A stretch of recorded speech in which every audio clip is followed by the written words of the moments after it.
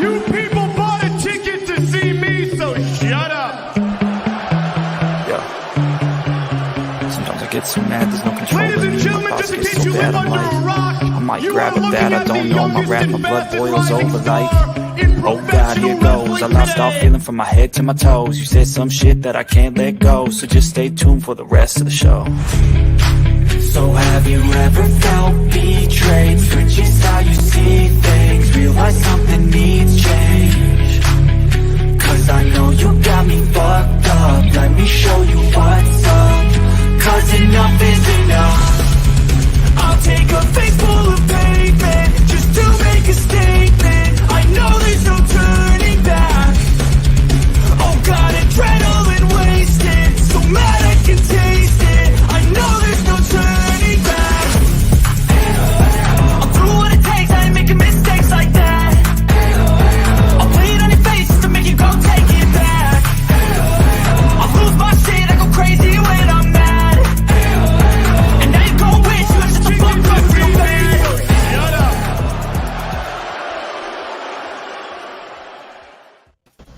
What is going, wrestling fans? I am BX Sport Jedi Kev, here to introduce you, the Heal the Ring podcast. We're our host for tonight, and if I've got only 2 words for you guys, but I'll let my host bring in here the DIFFMAN, Adam Diff, the Heel, and we are Heal the Ring podcast. And if you ain't down with us, I got 2 words for you. Just subscribe. All right, folks, let's Keep give it to reading Adam. stuff. Let's Oh, go. sorry, that's 4 words. don't forget notification bell. All right. You going into business for yourself there, Heel. No, you gotta get it. You gotta hit that notification bell. That's like the new thing nowadays on YouTube. You know? Ring the bell. Yeah. Ding, ding. Ding. New video. All right, Adam. So what do we have? It's Thursday night, and you know what that means. It's time for another episode of the Heel of the Ring. How you doing tonight, Kev? How you doing tonight, Heel? Whoa, Kev's not here. I'm here. Oh, how I'm you doing doing tonight, well. Heel? I'll be in and out. I will be in the background, so don't worry about me. I'm here. Yeah, he pulled the scene. I'll get it right. He was just like, dude, out of here. Yeah. I'll get it right. Yeah, but yeah, I'm doing good though. Good. All right, man. Well, let's get into the show. This is the review for AEW Dynamite for June the 22nd. This is the go-home show before the go-home show for Forbidden Door. Isn't this a go-home show though? Because of the. Yeah, I mean, technically, Rampage is the last one before the pay-per-view show. By the way, should I pull up predictions? Predictions. One thing at a time. One thing at a time. We could do that at the end of the program. Yeah.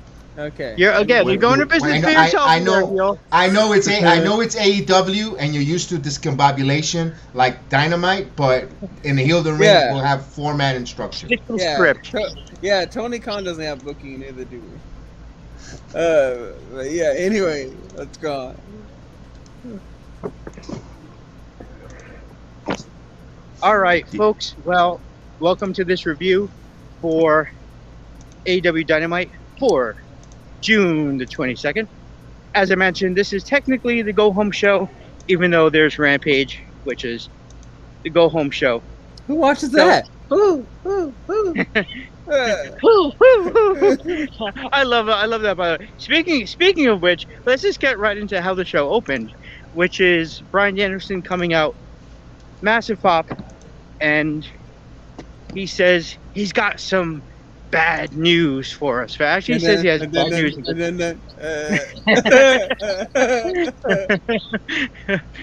Wee woo wee. Oh no, sorry, wrong guy. We might see him on Sunday.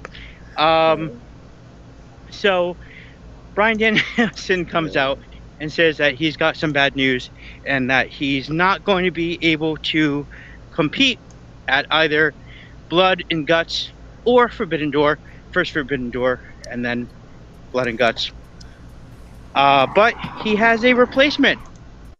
But because he's a heel, because he came out with the bad guy entrance, as he said, he's not going to tell us who that replacement is. And the fans begin to chant Cesaro. To which Danielson says, "Who? Who? Who? Making me think it's going to be Kofi Kingston. I'm just kidding. But obviously he's pointing to it not being Cesaro, but it being Claudio Castagnoli. Cesaro being his WWE name, and Claudio Castagnoli being his name for his indie name, essentially. Yeah. So, what did you think of this segment, Hill? And then I'll give my thoughts. I do not like Bryan Danielson, Daniel Bryan, however you're going to say it, as a bad guy. It just comes off awkward, especially after everything he's been through. And I don't know, I always look at him as the good guy. I can't take him, like, I won't say seriously, but I just can't view him in a bad light. I mean, the guy has come and been through so many obstacles, not only storyline rise, but also in real life to get to where he's at. And it's just like, I can't view him as a bad guy. So I'm like, I'm sorry, dude, you're not a bad guy to me. You're always going to be Daniel Bryan, the guy that overcame everything at WrestleMania, and on top of that, the guy that overcame everything in real life to now wrestle at where he's at right now. Hence why every time we're always worried about you, bro. So you're not a bad guy. I'm sorry, I don't care what entrance you make. Isn't it kind of weird though? No, go on. Sorry. Overall, the promo was it was solid. He's not the best on the mic, but it was solid, and I didn't mind it at all. And New Day still over to this day. Who would have thought? I thought it was a solid promo also. The only thing that I guess now that you mention that it's kind of confusing is, isn't Blackpool Combat Club a face group? So why? I mean, are they a tweener group technically? They're supposed to be a face group because they're in storyline with Jericho Appreciation Society technically, and Jericho Appreciation Society is a heel group. So I don't know. So who do I cheer now? AEW. My God, I got a lot to say about that. Go ahead, Kev. I know Bryan Danielson, tremendous underdog, skilled wrestler. Was it necessary to do this promo? No. I felt that the time they wasted with this, him not coming in here. If you would have told me who was his replacement, and you bring his replacement now on television last night, it would intrigue me. Because right now, I am not buying the Backdoor pay-per-view. I'm not even going to watch it. Wow. I'm not even interested in it. It doesn't interest me. It smells. It stinks. Wow. You're giving me a bunch of guys and that because I'm gonna say my part because I don't know how long I'm gonna be on the stream, but it doesn't interest me. You build up these guys from New Japan Wrestling who I don't know who the hell they are. All I see is the marks in the crowd, in shock. Okay, I'm happy you're excited. I don't know who the hell these guys are. Give me a vignette. Give me a promo. It felt like you took a lot of stuff and tried to throw it against the wall to see if it stuck. And, I appreciate these are performers. Granted, I respect the in-ring performers of all the AEW Japan wrestlers. I think Ospreay, the only way that I'm going to get impressed was Ospreay. I think it looks like he's a phenomenal talent. And that's it. Oh, and other than Punky Brewster, because, Punky Bites, because I know him, just being a clown, Punky Brewster.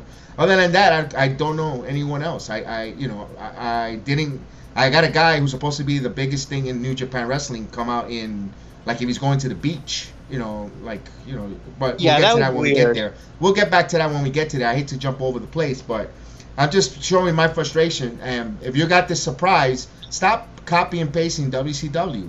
Tell us who the hell the guy is and stop copying. You talk about, we don't care about WWE. We don't want to be WWE. But what did you just do? Who? You're WWEing there. Come on, stop it. So if you want to be something different and all the AEW marks that crap on WWE, stop copying them. Don't do the who's. Don't do the what's what. Do something else. Be original. That's why I respected AEW when he first came out. You were different. But now you're doing is copy and pasting WCW, and it's like, my God. I like the fact that he said he's not going to be injured, but it went too long. Give us the guy who you're going to bring out. I don't think it's Cesaro either. I don't think it's Bray Wyatt either. It's going to be someone who he respects as a technical wrestler. Cesaro is a good wrestler, technical wrestler, but I think Cesaro is going to be Mac Dupree's male model. And I hope that on Friday night they don't push it back and they just bring Cesaro out as the new Maximum model, his first client, and I don't know what's going to happen. And then I guarantee those sales, and that's why they had to show who it was. That's why they went with the story, the mystery, because they want to see people buy this pay-per-view, and I think it's going to blow up in their face like a cigar. I hope I'm wrong. I have no problem coming on next week and say I was wrong. It was Cesaro. I'll eat crow. That's all I got to say on that. Hey, Daniel Bryan, there's this guy named MJF we want to see on TV. Can you ask him to wrestle?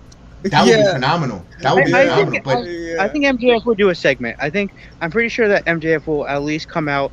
We'll hear his music. They'll cheer for him. He'll come out. MJF will be like the new Stone Cold Steve Austin. It's gonna be great. It's gonna be great. It's gonna be great. They're doing something with MJF. I have hope. I have hope. But as far as and if you don't mind just me responding to what Kev said. Sure, go ahead. Sure. First of all, I'm offended as a mark.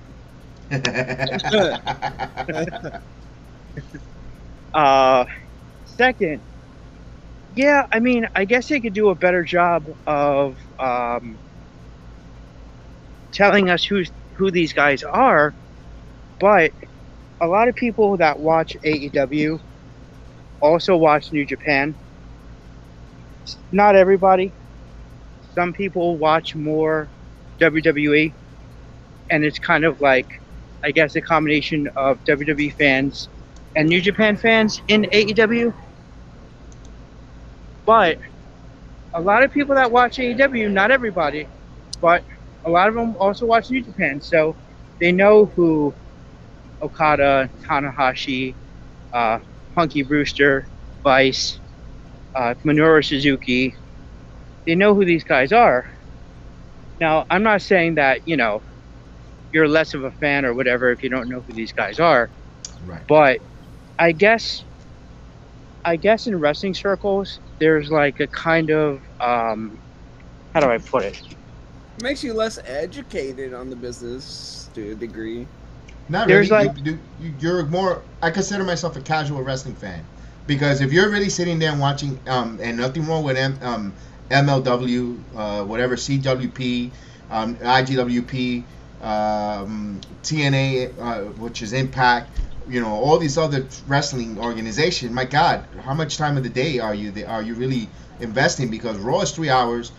And Dynamite is another 3, including with Rampage, and Raw is 3 and then 2. You're talking about 5 hours of WWE wrestling, plus not even the other 2 hours of NXT, which I enjoy. So I'm investing a lot of hours, and I'm sorry, I am not a fan of New Japan Wrestling, and I'm one of the few who is I can consider me a casual or tribal. But I do like with AEW. I do watch AEW. I expand it, and I also watch Slammiversary. But first of all, I don't even know what channel is New Japan Wrestling on. It's not. There's no channel here, but there's a streaming service. Yeah. That they have. It's on a website, I believe, on an app too. Okay, or you can watch it on the. You knew it. Yeah. You knew it, but I didn't know. At least I know TNA Impact is on Access. Yeah. Well, the problem I have with New Japan, but not just New Japan fans, but Smart Mark fans in general, is they can have like a air of superiority. Like if you don't know who somebody is, like you don't know who Okada is, and it's kind of like they look down on people that don't. You know what I mean? And that I don't like. Like I don't like that. They can have like an air of like I'm better than you because I know who these guys are and you don't. You know what I mean? Like, and you should, and you're bad for not knowing who they are. But anyway, all I will say is New Japan, I really enjoy New Japan. It's probably my number one company over AEW. I actually really enjoy New Japan. The only reason I'm really invested in AEW right now is because of Forbidden Door. And yeah, we didn't find out who Bryan Danielson's opponent is going to be. But I mean, he says that it's someone that he trusts, and I don't know. I mean, the look on his face when people were chanting Cesaro was just kind of like, wow, you bastard, you figured it out. You know? It might be someone else. It might be somebody different. But in terms of just the promo itself, I really like the freedom that Bryan Danielson is given on the mic. And I really like that they don't restrict what he says. Things like, oh, I'm a selfish prick, or whatever it was that he said. You know, I really like that. And that's all I really have on this promo. But I thought it was a solid promo. The thing about not telling us who it's going to be is, yeah, Punk is hurt, Danielson is hurt, other guy, you know, we're not getting those two guys that people were really looking forward to seeing on this pay-per-view. But I don't think they have to tell us what every single match is going to be for people to buy it. I'll be honest, I was not invested in Forbidden Door until this episode of Dynamite. Now I am. Wow. But, I'm the opposite. Yeah. Wow. Okay. That's interesting. That's cool. Yeah. I respect that. Yeah. That's cool. Yeah. So, Kev,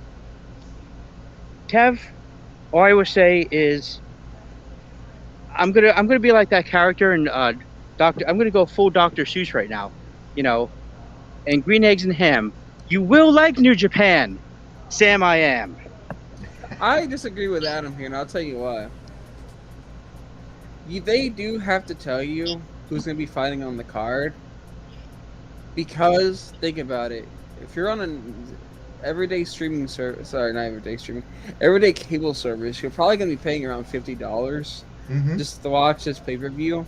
That's a mega big deal. And yes, Right. I get it. A lot of people are going to be streaming this, and they're mostly going to be getting it for free, if not probably like really cheap. But Well, what about? Sorry, yeah, hold on. I didn't mean to interrupt, but what about ECW One Night Stand? They barely gave us like 3 matches for that card, and it was a massively huge pay per view. The very first ECW One Night Stand. Number one, we're not talking about One Night Stand right now. And back in the day, that card still had like Cena on it and stuff like that. That was still a really big card. But we're talking about Forbidden Door. I think Tony Khan and friends are probably like, oh, just the thought of New Japan AEW fighting, that means that this card is automatically going to sell itself. It's like, no, not really. Granted, what happened in today's show, and we'll get into it more later, I think helped sell the show, but they still didn't give us all the details. They weren't like really straightforward. They hinted at a lot of stuff, but they weren't really straightforward with it. You know what I mean? In other words, the main critique of the show and the main critique of the buying port of the pay-per-view wasn't really clear to a lot of fans. Like, they hinted at a few tag team matches. There was one that was kind of clear, but not really, because there was still a big brawl at the end and everything like that. But point is, I think what really didn't sell Forbidden Door that well was the fact that Tony Khan and friends were booking the show were not clear at all what was going to happen at the show. Like, if you go to a fan that's trying to get into AEW and trying to buy Forbidden Door, like trying to find a reason to buy it, and try not to buy it just for New Japan and AEW, and if you ask them, what's the one thing you're looking forward at this show, they'll probably be like, I honestly don't really know, but I'm still curious about New Japan versus AEW. Yeah. I agree to that. Yeah. But the only thing is, Adam, and the only build up is we don't know what the matches were. You know, AEW, New Japan, we don't know what these wrestlers are from New Japan. I'm talking about as a casual. And then the following week you got Blood and Guts. So you're trying to take $100 out of my pocket. And now everything is expensive with inflation and all that and so forth. And I understand people say, well, there's ways of streaming it. Let's talk about us hardworking folks that do everything by the book. if you have to choose one of the other pay-per-views, I'm sorry, if you're an AEW fan, you're gonna buy Blood and Guts because this is your AEW back to the AEW normal scheduled program, because they didn't put too much of a spice. I wish they would have built these matches more, or this rivalry with these two companies, because then I think that would have trumped over Blood and Guts if they would have just given us. And also with Dominion being such a wild card, and this guy didn't win, Okada didn't win the belt and didn't win the title and so forth, and a lot of monkey wrench there also. I think just the booking, just the storyline, and who's gonna go over. Do you really want to see your new IWGP champion lose to an AEW guy? So there's a lot of those things there. I wish they would have, and I felt like with all AEW's pay-per-view, they got like months to build stuff, and this wasn't. They announced this and then a month later it was the Forbidden Door right there, and it was like, my God, they didn't give us enough time to marinate and get us with these feuds and getting us wanting to see this. I feel that's where maybe this is where it lost its essence, in my opinion. Right. Right. Hold on. 1 second. I'll just say this real quick before Kev leaves. Right. You're absolutely right, actually. And the one big thing that AEW has to overcome that WWE doesn't is the fact that they're not on a cheap streaming platform that's easy to access. For example, if WWE does have a lackluster build, again, you don't really have to think about it much, because in your head you're just automatically like, oh, okay, well, it's only $5. You know what I mean? Mm-hmm. It's like, okay, it's only $5. I can still watch this and still find out if it exceeds my expectations. With AEW, they don't have that, luxury. They actually have to deliver a lot more. So that's why I keep saying they should find a way to get on the streaming platform, but I don't think they're built up to that big of a platform yet. Because if they were on a platform like that, then they could get away with being with underwhelming their fans with some builds every now and again. But sadly, they don't have that, again, luxury of being like, oh, well, we kind of undersold it a little bit, this build, so. But as a fan, you're not thinking to yourself, well, okay, they underwhelmed me a little bit, so I'll probably just pay the $500 this month or $10 or whatever it is, and then, see if it exceeds my expectations like WWE show. No, it's like, no, you're paying like $30 to $50 unless you're going to find a way to watch it for free. It's like, that's why they need to find a way to get on the streaming platform that charges that kind of WWE money, because if not, then you have to actually try your best. Hence why me and Kev are going to be a lot more crucial on this company. And granted, we don't want to be. We want wrestling to be good all around. And from Kev's point of view, he doesn't understand a lot of the New Japan talent and why they're so big, why they're important. Like me and Adam, we know in Okada, we know Tanahashi, we know Miro Suzuki, we know these guys. From Kev's point of view, he doesn't know them. So they have to try extra hard to sell the pay-per-view to them. Like, you got to try to tell people like Kev, why is Tanahashi a big deal? Why is Okada a big deal? Why is Miro Suzuki? You can't just have them come out and attack people and expect Kev to be intrigued by these people. You have to actually sell them to Kev. People like him.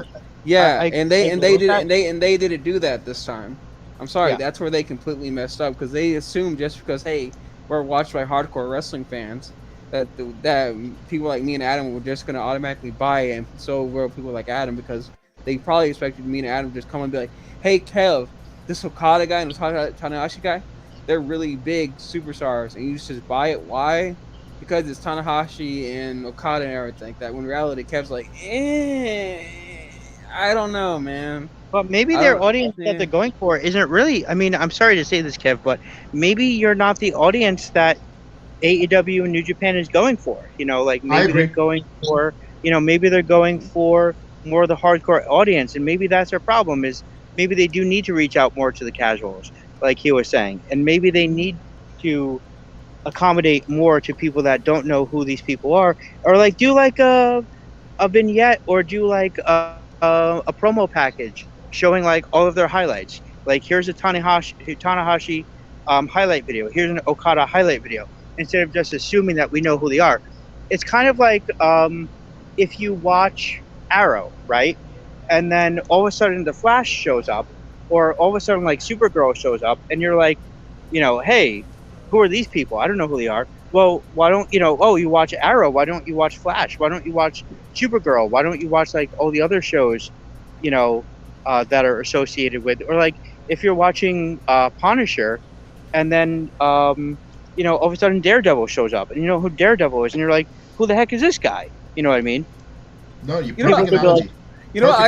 I got a quick question for Kev. When you remember seeing Okada go for the clothesline, right? Do you even know what that move's called? Like, No, did they I do not. highlight? Okay, so they didn't even explain that well to you. That's called the I marked Rainmaker. I marked Yeah, out. I marked out. Like I yelled Rainmaker. But anyway, Yeah. we're giving too much away. We're giving too much away. And Adam, I like the fact that you said, and maybe this is not meant for a casual wrestling fan. This is for the hardcore, because one thing everyone complains about the World Wrestling Entertainment, WWE, is, it's so kiddie, the storyline, 50-50 booking, 50-50 booking, Ms. Man, and all that crap that I hear. And they catered, and we were talking about it on the other podcast that, we had a guest on and didn't like the polls down between Lashley and Theory, but it's not always about catering to you. They're catering, they were catering maybe to the women. They got two men with some nice bodies there posing, also gay men. Let's be honest. It is what it is. We're it's not about the hardcore fan with the poses, and with this pay-per-view with Forbidden Door and AEW going together at it, it's hardcore wrestling. I'm gonna be honest with you. I think they're gonna have that review or the AEW preview, whatever that show they're gonna have at 10 o'clock with Tony Khan to just go like that backstory stuff that they do. I think that might get people over who's on the fence, because what I saw when they do wrestle, I mean, when they get in the ring to wrestle matches, not for nothing, they're very athletic.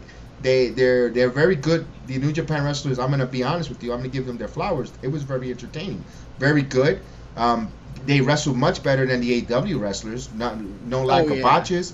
Much cleaner. And the only thing I could do without any spoilers is all the chaos after the matches. But let's get back on track to the show after the promo. And we just wanted to put in a few thoughts there. All right. So next we have a mock segment. Who cares? He calls Tana the greatest wrestler to ever live, and that he has no respect. So, first of all, Tanahashi, the greatest wrestler to ever live. One of them. Obviously, he's never heard of Ric Flair. Woo! Woo! Woo. Then we have Orange Cassidy and Roppongi Vice going up against Will Ospreay and Aussie Open.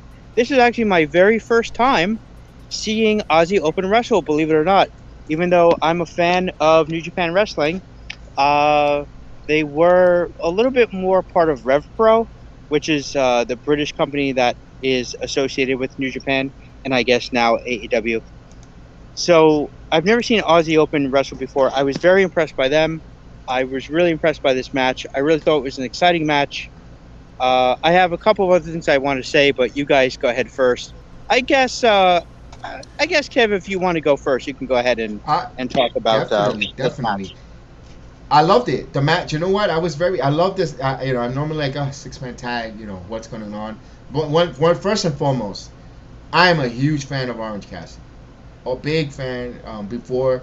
Even though at first I remember saying it was so corny seeing him fighting a Mimosa match with Jericho, but I get his gimmick. He's that laid back, don't care. I love that, he is a athlete who can wrestle. For those that are poo-pooing the eventual card with him going up against Ospreay, don't like it. I like it. You know what? That's the one match if I am going to watch this pay-per-view or keep an eye on is that one, Cassidy and Ospreay. I love the action, one thing I noticed about a lot of AEW, they are very athletic. They do a lot of these specialty moves, but they don't sell them. Everyone kicks out on these moves that should be ending matches. Like, my God, some of these moves, double team with these double team moves with these guys. I'm like, holy crap! And they kick out at even in a 1 or 2 or 1.5. I'm like, Can you at least sell me the moves though? But I loved it. I'm gonna be honest, it was very entertaining. Heel.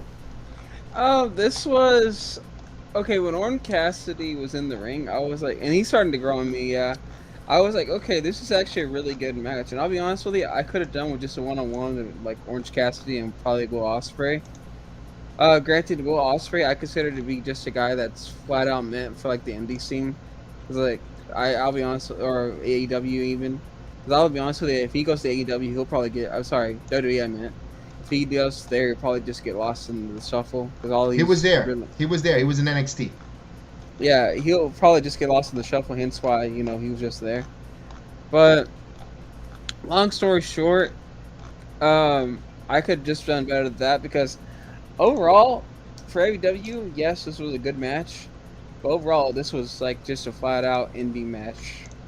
Like literally, when me and Adam play DW, we always say indie.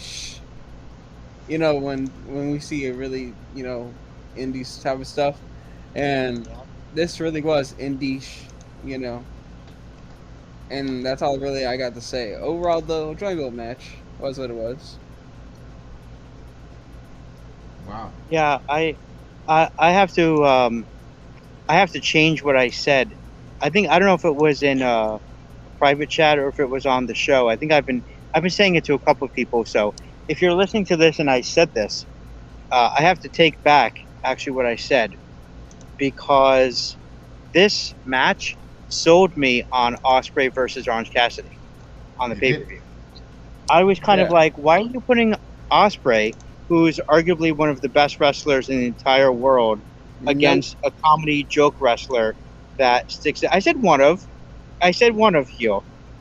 One of the best wrestlers in the entire world. I'm not saying he's better than Okada. I'm not saying he's better than MJF or Roman Reigns or whoever. But he's an up and coming. Yeah, definitely. And I think he's he's kind of been in the spotlight for a couple years, but yeah, he has a ways to go still, Ospreay. But he's going to be up there in a couple of years, and we're going to be talking about Ospreay more as time goes on. But a lot of people are talking about him now. But I love the pop for Orange Cassidy. My only criticism of this match is I feel that Ospreay and Orange Cassidy should not have touched until the pay-per-view. Why are you having these guys touch in the ring before the pay-per-view? For me, that's like a major no-no. If you're going to have a multi-man match, you tease the two guys that are going to be facing each other at the pay-per-view facing off, but you don't actually have them touch until the pay-per-view. So that was my only criticism. Again, I was very impressed by Aussie Open. I give this match a solid A.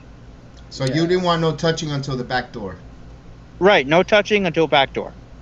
Yeah, until the porno pay-per-view, we have to get the fluffer in there. I 100% agree with Adam there. That's like old school wrestling 101 right there, and it basically already gave us the match right there. And it was like you can tease it, like you can have them both tag in and they have like a big stare down and have the fans go, oh, then they just tag out, or one of them. Right. Yeah, exactly. Yeah. Oh, speaking. We got.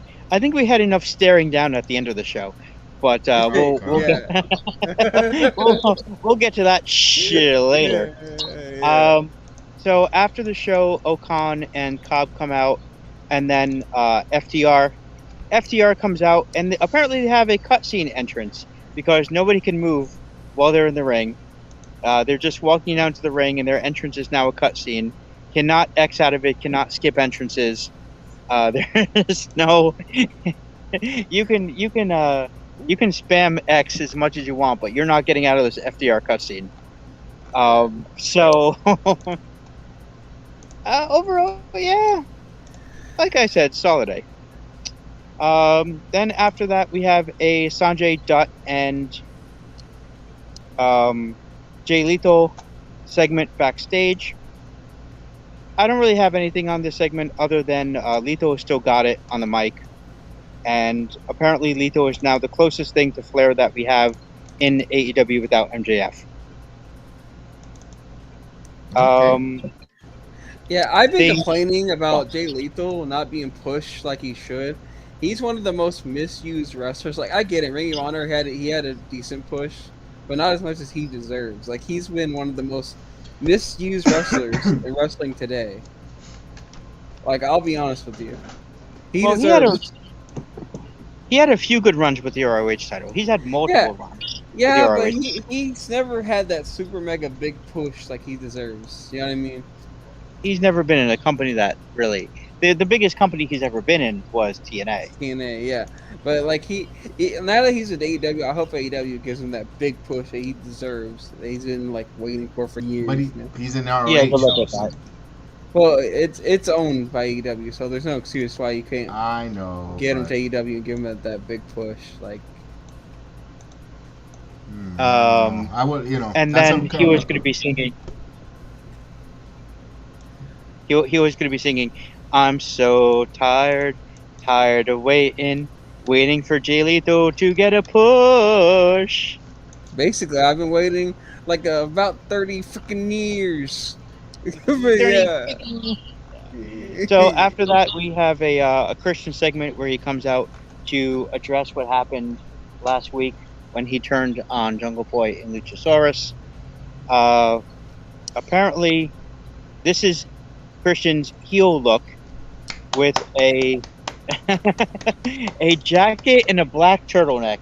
Now, I know that you guys like to rag on me for getting too caught up in clothing, but this is the heel Christian Cage, and this is the best he can do with his heel look. Is coming out with a black turtleneck and a brown jacket.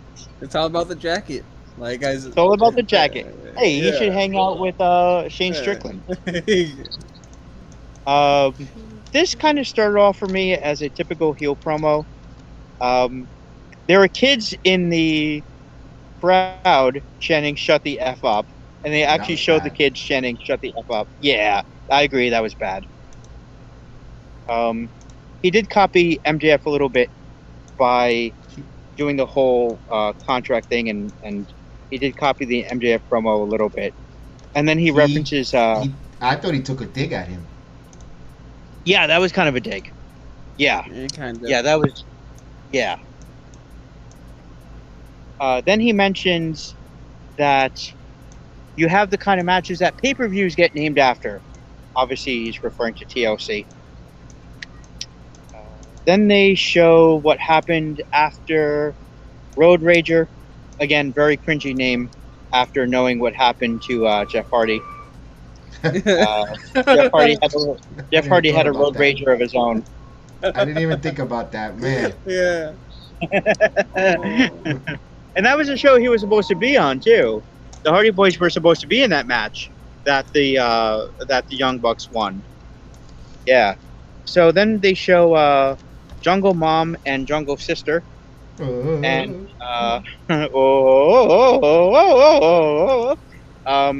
Jungle Boy's mom and sister, who I will now refer to as Jungle Mom and Jungle Sister. Yeah. In the crowd, and Christian just Jungle Girl. Sorry, Jungle Girl, I'm gonna call her. And then Christian says something that is one of the most heelish things I think I've ever heard in my entire life. He mentions Jungle Boy's dad, Luke Perry, the famous Luke Perry, 90210 fame, and says, "Your dad's not here because he's dead." Wow. The crowd, I don't know really if they were digging this promo or really buying it up until that point, but wow, the crowd came alive when he said that. Wow. I am loving heel Christian. What are your thoughts on this promo and on heel Christian? I loved it. First, he took a dig at MJF, talking about if you want to make this kind of, that's why you broke. That's why you're making the money you're making. When you put in the work I've done, name pay-per-views after me, work your rear end off, tantalizing the crowd. Then you make the kind of money, because Christian makes $3.5 million. I looked it up for AEW's contract compared to $40,000 to $75,000 that AGMF is making. He threw that dig at him. I loved it. I also love the fact that he got that heat from the crowd. You know, like, because they goes, oh, here's this ex-WWE guy who's old. Christian is a veteran, but this is why you bring a guy like a Christian into the organization, because this is how you get on the microphone. You get a whole city to turn against you, and I love the fact that it is 90 degrees in all of North America, and he's wearing a black turtleneck. My God, that is an ultimate. Right there alone, that's the ultimate heel move. What's your thoughts here? Yeah, I like the promo. It was really good, and then when he said the dad thing, I was like, okay, I get it. You have no script or anything like that. You could say that. I was like, whoop-de-doo. You know, I'm like, not put it this way. When he said the dad thing, I was like, not the most creative thing to say, but it is really harsh. I was like, so unlike most people, I'm not really that impressed when people go that far, because like to me, it's a low hanging fruit, as they say. So it doesn't take that much thinking to get that kind of heel heat. I like the part when he tells his mother that she should be apologizing to Christian for giving birth to a piece of crap like him. And I was like, whoa, that was a little more powerful. Yeah, that to me was a lot more powerful, because it wasn't as low hanging fruit. But yeah, I like it, and you know, I don't know if you want to get to the next part of it or not. Oh, you don't seem too enthusiastic with it, though. Well, bro. like I said, it was a good promo. It was a good promo, but it's like the main thing he said in that promo to get heel heat with his dad. I was like, that's such low hanging fruit that it didn't really impress me like it did others. I agree. It wasn't nothing like the Miz or anything like that. Because Christian's never been like a Miz or MJF on the mic. He's never been like that.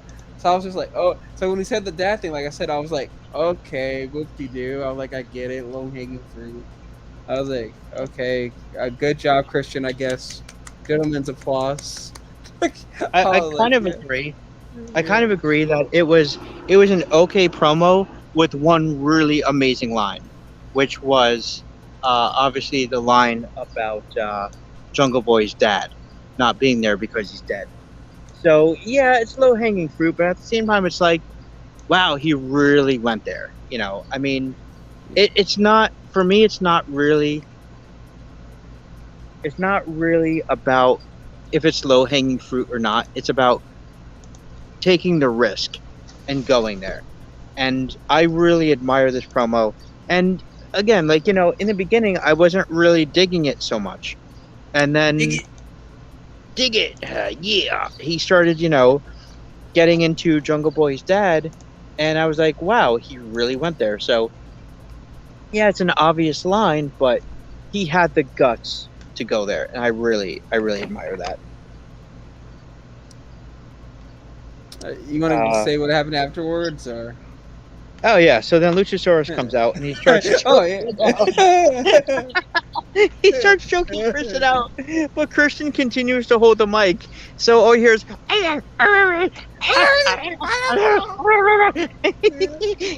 That part was silly.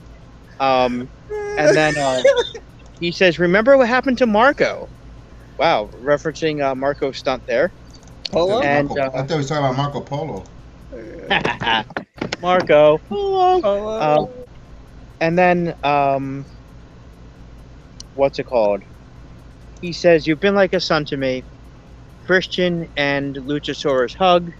Christian turns around, and he just has the biggest smirk on his face. That is what sold this promo for me. The smirk on Christian's face when he turned around. Oh my goodness. That smirk was just amazing. Oh, I thought you were going to say, look at Luchasaurus' butt. Oh my God. Look at that Luchasaurus' But his butt. Are we gonna see Luchasaurus versus Jungle Boy now because of Christian? I don't know. I mean, do you think that here's an interesting theory. What if Christian is able to actually turn Luchasaurus against Jungle Boy? Because I think that's what I think Christian's plan is. Christian's plan. And he's what an amazing And it would make Christian. sense. And it would make sense too because Luchasaurus never got that much credit compared to Jungle Boy. That's true. Yeah, he can definitely, he can definitely be like the Emperor. I'm going to make a Star Wars reference here. Emperor Palpatine with Anakin and Obi-Wan. You know, having them, play them against each other. So he can definitely be like the Palpatine in this situation here. So I would love to see this. I think honestly, now that MJF is out, and who knows what's happening with him, and hopefully we do see him at Forbidden Door, but I'm not putting out a lot of hope for that. But I think Christian really is the best heel in AEW right now. I really do. It could be MJF, but It could be MJF, but look, we don't have MJF, so look, give us the next best thing. Okay. Christian is the best heel. I agree with you on that. Yeah, I agree with you. The promo, the heat that he's got, the inability to wrestle, because he still could get, even if he's in an older age, he is a great technical wrestler. He could get you on ladders. He could wrestle at all types, with high flyers, technical. So I like the fact right now that Christian right now could be carrying that heat that is on the void until they figure out what in the world they're going to do with MJF.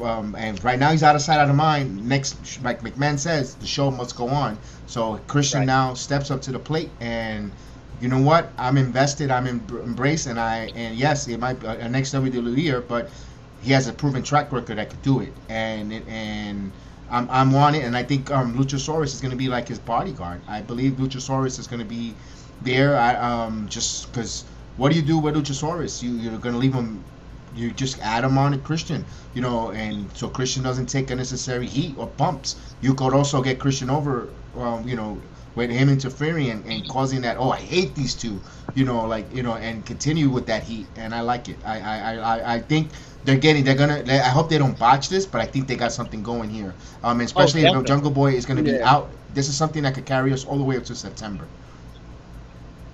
Oh, definitely, and it's a great way, I think, to elevate Jungle Boy as well. You can use this to elevate Jungle Boy. Also, Luchasaurus and they really elevated.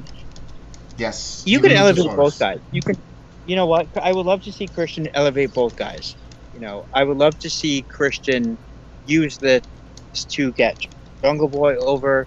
I love him for him to use this to get Luchasaurus over, get both guys over at the same time if you can. But not over as a team, like I said, like pin them against each other. Play the Emperor funny, Palpatine. Adam? I got a question, Adam.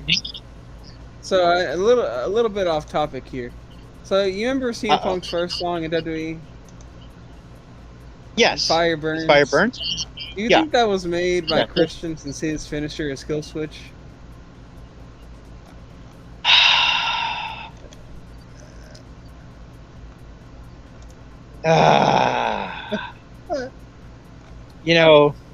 You just love to derail, don't you? Derailing has just become your gimmick, hasn't it? That was Kill Switch Engage, you ninny. I know. Yeah, at least he was part of the band. Anyway, so moving away from that, Young Bucks and Kyle O'Reilly promo.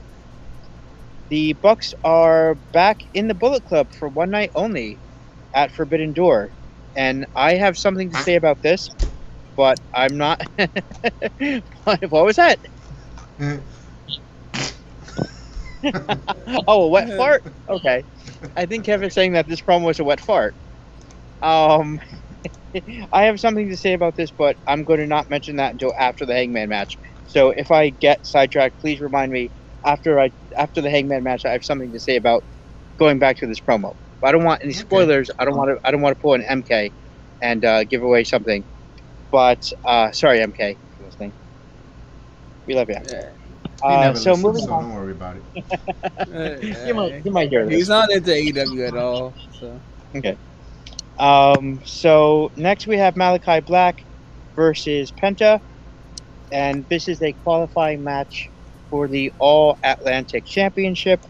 I'm not really sure if Tony Khan knows where the Atlantic Ocean is. I don't think that. You have. Why? You know what? I'm just going to say it. I'm going to come out. I'm going to say it. I hate the concept of the All-Atlantic Championship. I hate that this title exists. I hate everything about it. I like this match, but hate. Let me break this something about that with the match. Penta Oscuro with Malakai Black or Aleister Black, whatever the hell you want to be called these days, was a good match. Yeah. It was a good match. No, it was a good match, but everybody and their mother knew that there is a disagreement with AAA Lucha Libre and New Japan with CMM. They're not allowed to wrestle Andrade El Idolo, Rey Fenix, Penta Oscuro, etc. We already knew that already, the predetermined who was going to win. We knew Malakai was going to win. Now, also, I understand you have this. You're going to introduce a new champion. You got next week Blood and Guts. Why in the world couldn't you hold that and move it over to Blood and Guts, your own AEW pay-per-view? You know, you want to talk about forbidden doors here with two wrestling organizations coming together. Why do you have to show, hey, look at this new championship we have here? Leave it for next week. I would appreciate it more. I would have been more invested in the Atlantic champion for next week or for Blood and Guts. Because, all right, you know what? Let's see who's the new AEW. And now you're focusing on AEW, new mid-card champion. And now you're going to do a fatal four-way, too. You're going to put, like, boom. I would like to see a one-on-one for who's going to be the first inaugural champion. And now you're going to put a fatal four-way. I'm like, dude, what's up with you? What's going on? You're giving, you're trying to force feed. You're trying to, I didn't like it. I don't like it. I'm with you there, Adam. Yeah, I'll be honest with you. They got so many titles to this point, it's hard to keep up with. Because, I just wish there was only, 3 or so titles. And they're not done. There's going to be more. They're not done. Okay, is everyone just going to get their own title? You get a title, like an Oprah thing? You get a title, you get a title. Yeah, everybody gets a title. Yeah, it's like that Rush Hour scene. Welcome to AEW, where everyone is a winner, if you remember that. But anyway, seriously though, I'm it was a good match, and I wish I could say I remember who won, but I really don't. Malakai won. Malakai. That's why, because I was cheering for Penta Oscuro, I remember. So was I. But another reason why it's hard to remember who won is because the way they are building this and the way they're trying to hype it up, they're doing it so poorly. It's like they don't even care about. It's like they don't even care about this, man. They're like, "Hey guys, new championship. All right, here's a match. Let's get it on. You ready? Let's get it on. Let's get it on." Yeah. It's like how much of this bad food that we don't enjoy can they shove down our throats? And maybe there are people that really are enjoying the concept of an All-Atlantic Championship. I haven't seen it. I've been on the dirt sheets. I've been in the groups on Facebook and everything like that concerning AEW. And so far, all I've seen was everyone just completely shitting on this concept for a belt and the name and everything. But the matches so far have been good. Like this match, I really enjoyed it. I thought it was a good match. I didn't know I needed this match. And Malakai Black did win. I thought it was a solid A.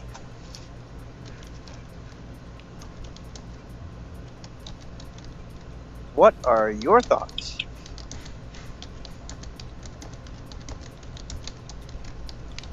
What are your thoughts on the match, guys? Okay, I thought Gil was going to go ahead first, but I'll go ahead with the thought of the match. I thought the match, I love the match. I said it, I really liked the match, even though I knew Aleister Black was going to win this match.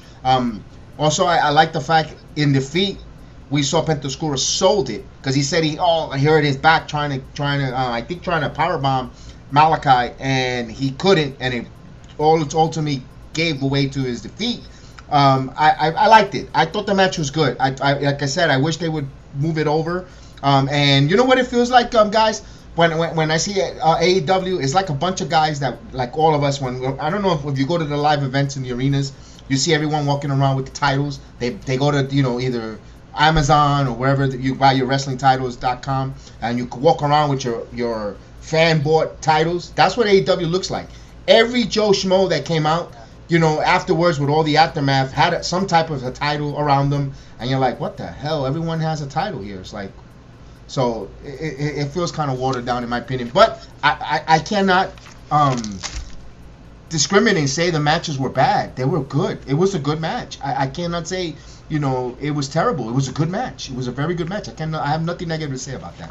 Yeah, that's really all I can say. Is what I said before. It's like it was a good match, and I just wish they made it more memorable and impactful, because since there are so many titles, since there are so many people that wrestle similar styles, a lot of their stuff goes unmemorable, I guess is the way, or just forgettable. There we go. And that's the problem with AEW. They don't really have that many people that wrestle different styles. That's why Wardlow, I think, is so over right now. It's because of the fact that he's actually different. And also the MJF stuff helped. So after the match, we see Pac come out.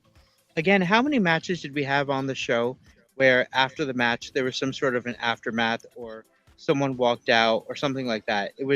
I feel like it was almost every match there was some sort of like a, hey, here's your winner, and now here comes this person, and now here comes this person, and they're gonna brawl, and they're gonna set up.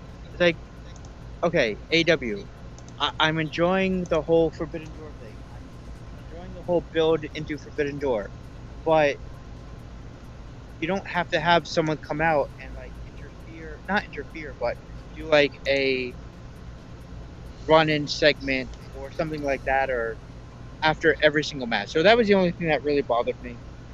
We see Pac come out, and then we see Miro up on the screen, and we're getting a fatal four-way at Forbidden Door, and I guess it's going to be Black versus Pac versus Miro versus Ishii. Yes. All right. Ishii? Yeah, Ishii, I guess. And Miro appearing on the screen, I was like, yay, something different. So let's see. So we have Malakai Black, who I believe he's from somewhere in England, I believe, right? I think it's Ireland. No, No, Norway or he's I think he's from the Netherlands, if I'm not mistaken. Netherlands. Yeah, that's something right. like that. Yeah.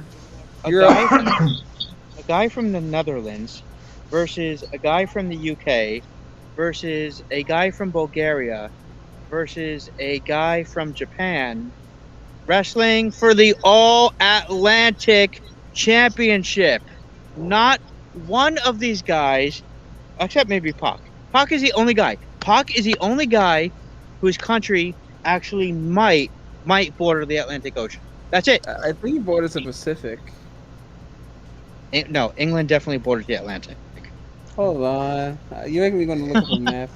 Are you Listen, really? They could really just name this the looking- Western. They could have just named this the Western Hemisphere champion instead of the Yeah. Atlantic. Just why Western is Hemisphere. Ishii? That's it.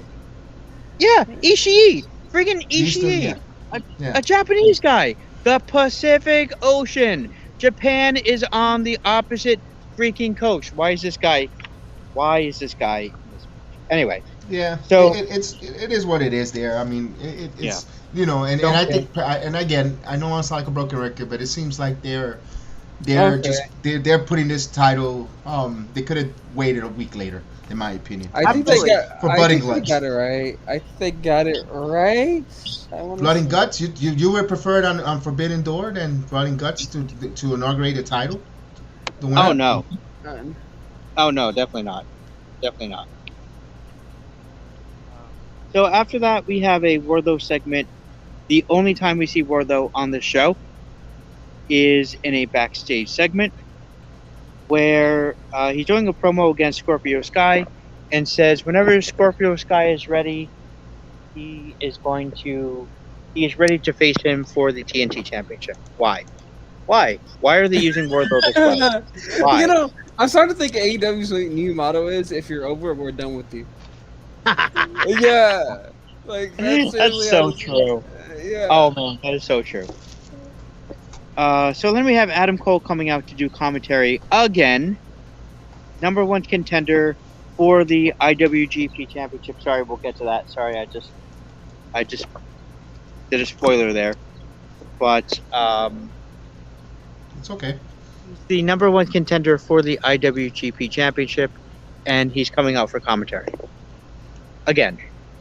So he's the number one. I don't know. They have like the talkie. They should have like the talkie championship.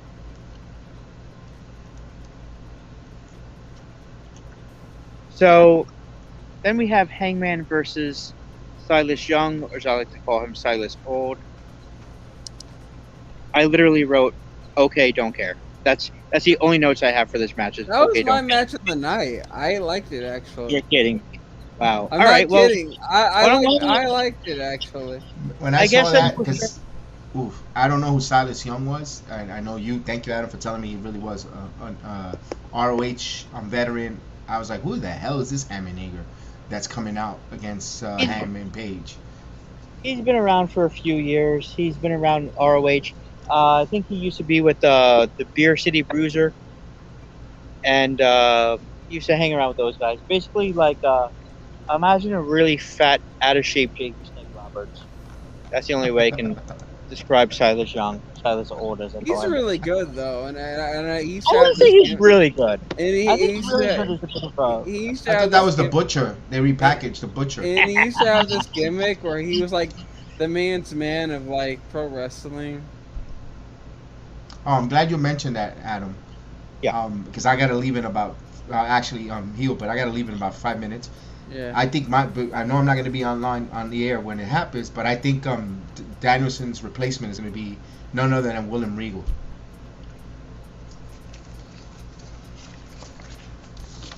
Why? Because it Interesting. fits. Black Blue Interesting Comic Club. He someone he trusts, technical wrestler. All those accolades that he mentioned, and I think that's why they didn't. It's gonna be really. Because he's a men's man. Exactly. When you said that, I said that. That's why. A real man's man. Anyway, I guess we'll Who start with shits his heel. pants. What do you think of? What do you think of Hangman versus Silas Young?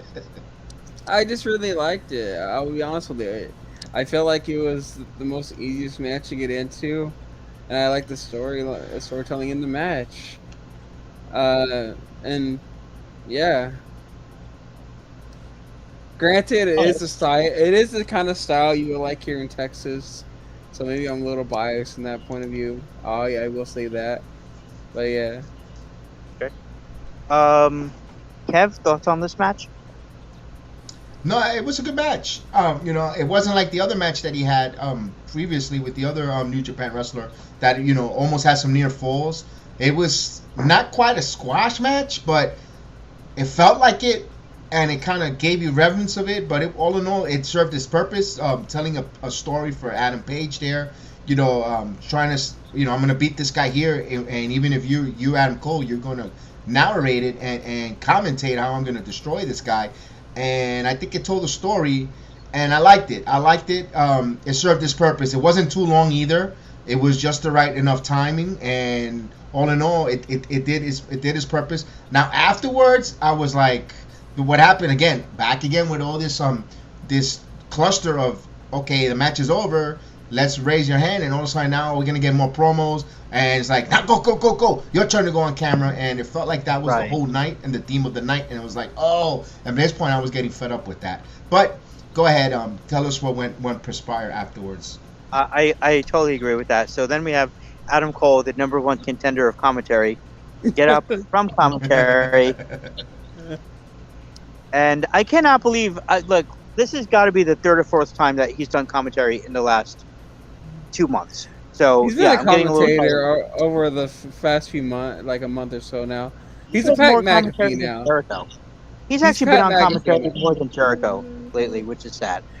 That's what he is now. He's Pat McAfee. He competes and talks. He's fat McAfee. Fat McAfee. Anyway, so yeah, jiggle. Here comes Adam Cole. Jiggle. Bye, Kev. So then we have Adam Cole, the king of commentary, get up from the commentary desk, and no, what RVD? The guy who haunts Adam. Yeah, coming soon. By the way, he's going to be coming soon to the. I think it's the whole damn pack. WWE 2K22. New game in October, by the way. It's going to be weird that the game's going to end like this summer and then there's going to be a new game in October. But anyway, enough about that. We should have a separate show where we talk about 2K22. But anyway, and he says he wants to be the number one contender. And then Jay White comes out and he says, no, it's not going to be Adam Cole. It's not going to be Hangman. Hangman knocks the mic out of Jay White's hand. They face off, and then who comes out? Perhaps the greatest wrestler in the entire world today, the Rainmaker, Kazuchika Okada. Kazuchika Okada. Kazuchika. Kazuchika. It's Kazuchika Okada. Okay. Anyway, so he comes out, as Kev would say, looking like he came straight from the beach. Na na na na na na na na na na na na na na. And we finally get to see Okada and Hangman face off. There's a brawl between Jay White and Adam Cole. Oh, by the way, Adam Cole grabs the belt, and this is actually what led up to Okada coming out. Adam Cole grabs the belt,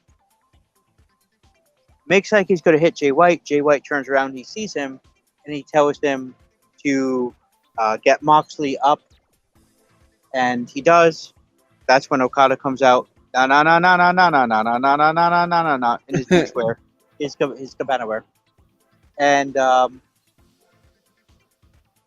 we finally get to see the thing that we have been waiting for a very long time, which is Hangman and Okada face off.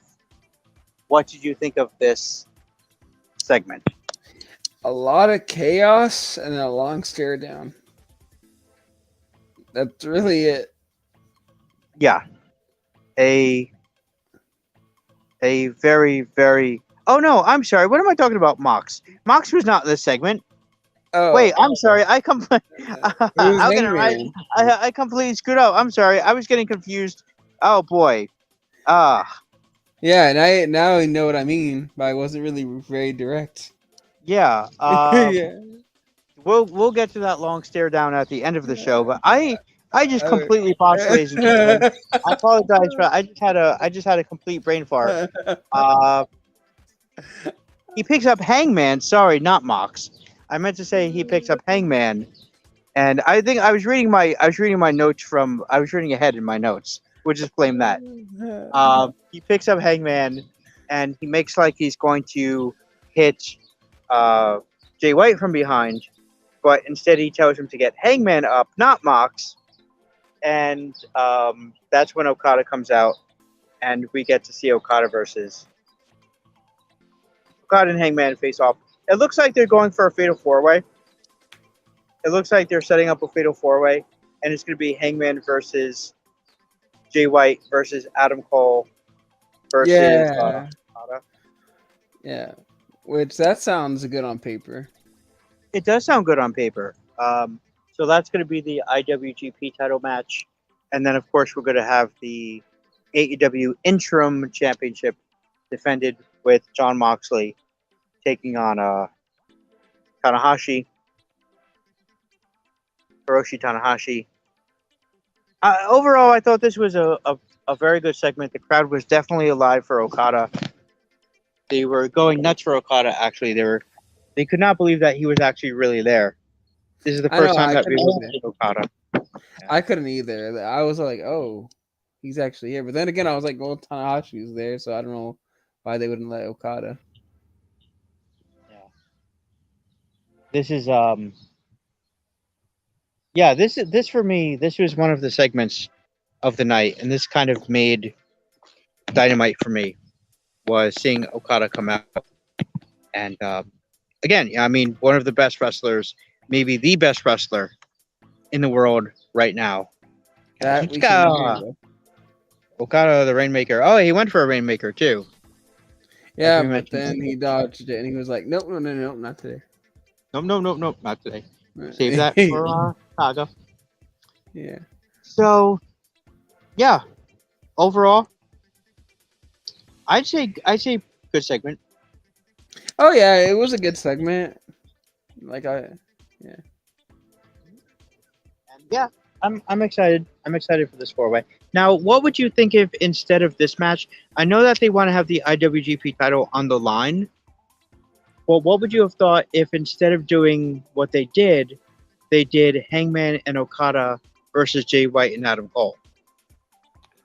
I obviously I would be fine with it, but I mean, I don't know. I guess it depends what they're gonna do with the future of working together. Like if they're gonna do some more shows down the road together, then I'm fine with they don't. But if not, then I don't know. I guess mixed feelings. I don't know.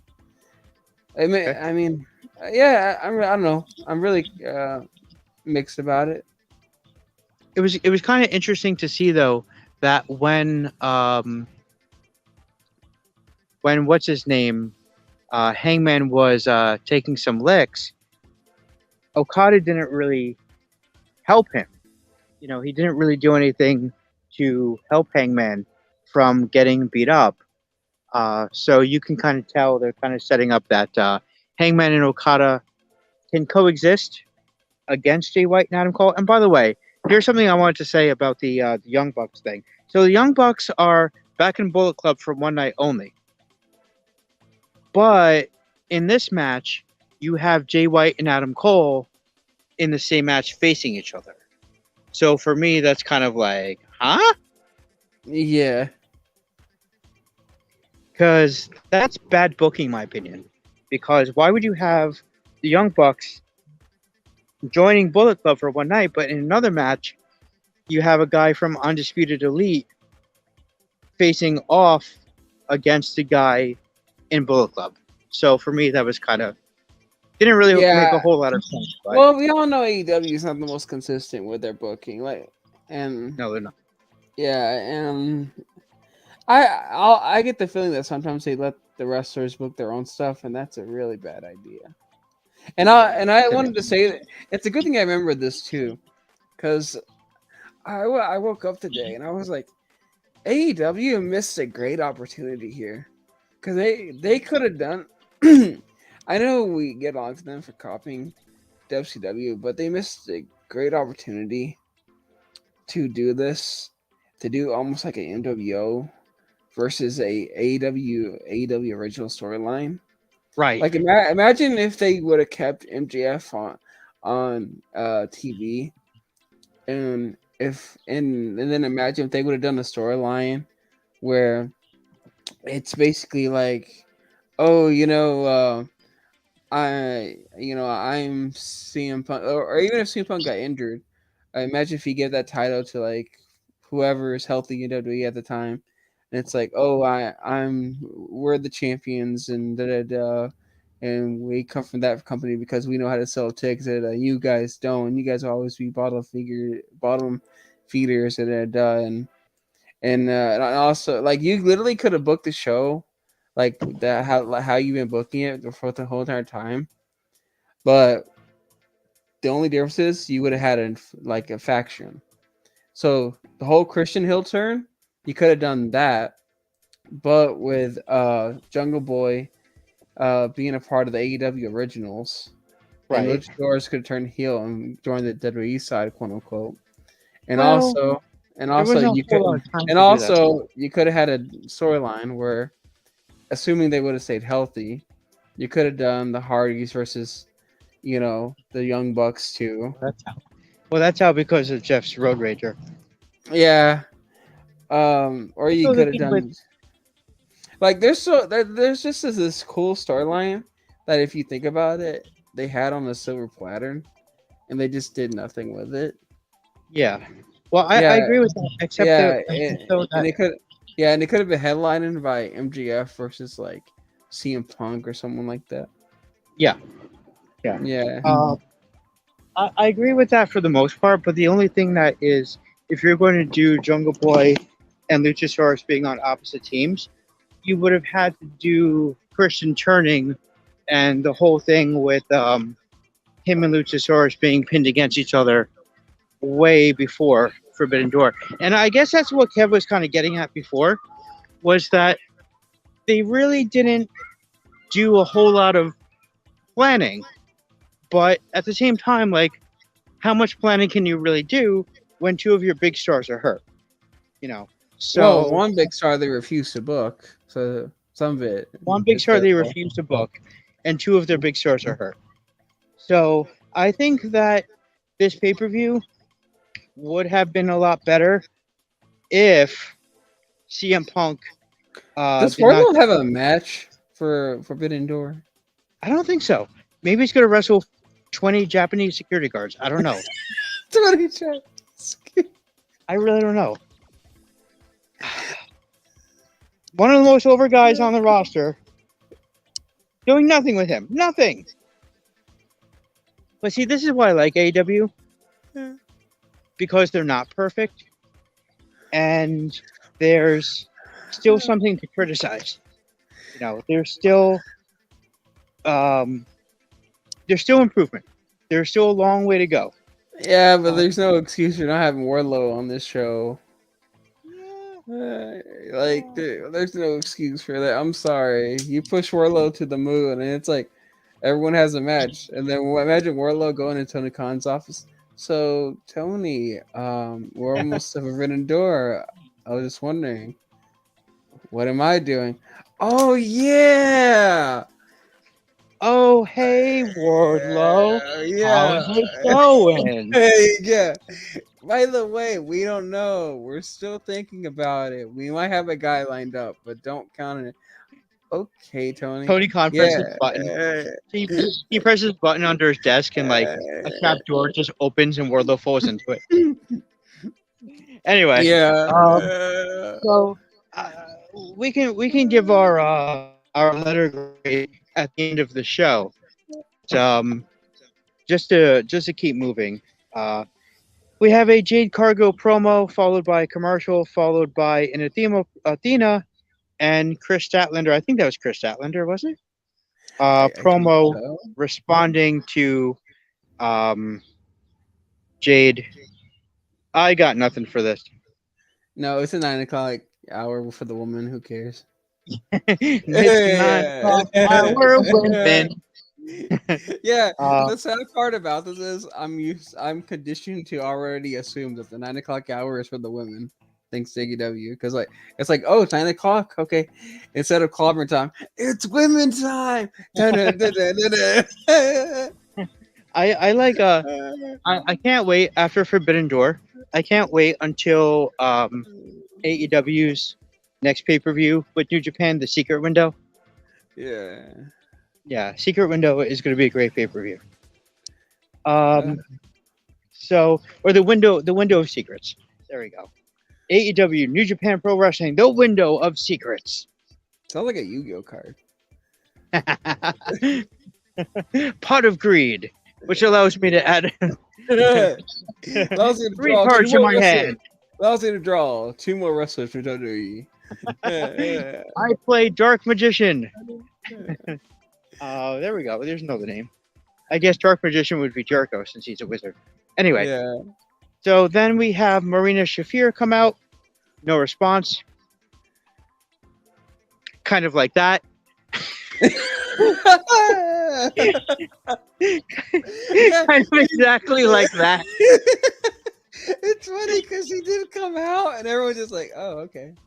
Oh, hey, sure. Hey, cool. Okay. Your response was actually perfect for Marina Shafir, which was no response. So your response to my saying no response was actually perfect.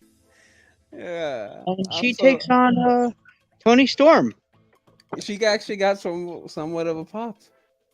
Yeah, Yeah. well, yeah, kind of a big pop. Yeah, yeah. Granted, it might be from our OnlyFans, but still. Oh, ouch. Does she really have an OnlyFans? Yeah, she does. I'm sorry, I didn't mean to.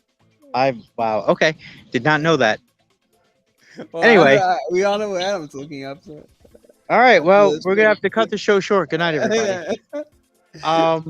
So I'm so sorry. I'm so sorry. Anyway, what do you think of this match, Heel? It was fine. That's it. Yeah, you know, like, I was gonna mute for a few seconds and just kind of like let you talk about it. I'm like, all right, I'll mute my mic. I'll let Heel talk for a few seconds. I'll kind of rest my hand. You know, all right. Heel is probably gonna go on for at least a good minute. So let me just let Heel go on. It was fine. Great. Now I have to unmute. Ah,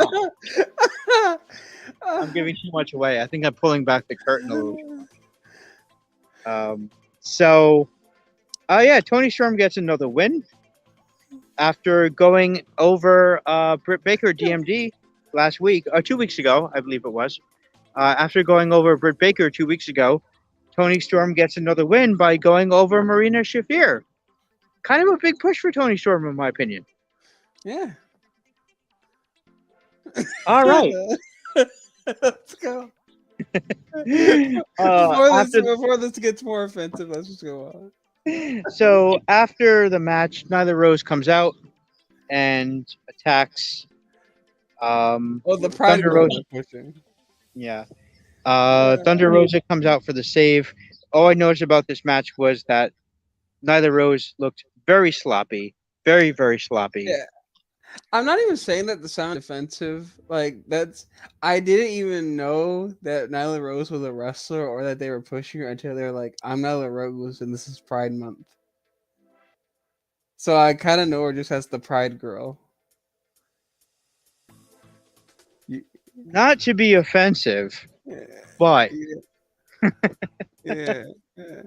I like people who start not to be offensive, but oh boy. Here we go. But I've known you long enough to know that you actually don't, I don't really hold back, hence why, I'm heel. That's really my name. Exactly. Right. So yeah. What I say is genuinely how I feel. Yeah. Nyla looked very sloppy. Some of Nyla's moves, Tony literally had to pick Nyla up for some of these moves to be done. Just very, very sloppy. Obvious ring rust on Nyla. So yeah, I got nothing really else. Then Thunder Rosa came out, and obviously they're setting up Rosa versus Storm. I didn't really feel that there was any point of Nyla other than it's Pride Month. Yeah. I guess. Thank you. See, you kind of agree with me. I do. I do agree. We have to, book our trans wrestler on Pride Month. Yeah, we can't have the commercial and then on Booker, or else we're hypocrites. But after this month, though, no more booking. Yeah, forget it. We'll never see Nyla Rose again after this month. Maybe, but it's not locked in. It's a cash in, basically. It's kind of like, it's a cash in. It's virtue signaling, in my opinion. But anyway, I'm not gonna get political. We're gonna lose all of our sponsors. We're friendly. We're friendly. Okay, we're friendly to the community. Anyway, let's go on. Anyway, let's just move away from that. Yeah. We both get fired, and I'm probably already on the verge of getting fired after what I said 2 weeks ago. So, and the way that we ended the show 2 weeks ago, the way that you almost got fired 2 weeks ago, which is why I wasn't here last week. I was actually on a 1 week suspension. But anyway, we're not going to talk about that right now. Yeah. Anyway, let's go. All right. So there's no point of Nyla being there, but obviously they're setting up Rosa versus Storm at the Backdoor pay-per-view. Oh my god, that's just a weird name for a Pride wrestler to debut at? Can we just get that out of the way? So then we have. I'm really trying to get away from it. Like every time, it's like the Godfather Part 3. Every time I think about, he pulls me back in. It is. I'm just saying the obvious. Okay. So then we have a Sting and Darby segment. I don't really have anything about this segment. It was just pretty much, your typical segment. Sting is back, yay. Yeah.